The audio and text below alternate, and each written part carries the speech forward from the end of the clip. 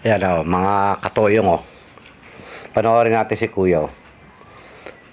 Yung puppy, matigas na.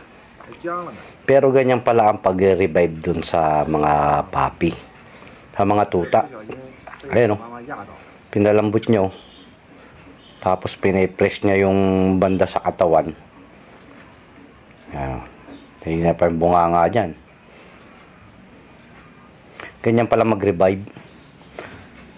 Oh, para ma-press yung heart oh. Galing oh. Sandaliri para yung heart, parang sini-CPR siya.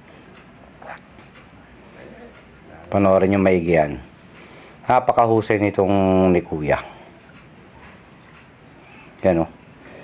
Binabaloktot-baloktot niya para yung mga nerves dumalo yung mga dugo oh. Pinagpag niya yung ano para pasukan siya ng hangin oh. Hinihipan niya yan. Galing ni Kuya oh. Talagang sinisipir niya padaliri. Hindi lang niya minamouth to mouth. Hinihipan niya para pasukan din ng hangin ng oxygen. You know? Galing oh.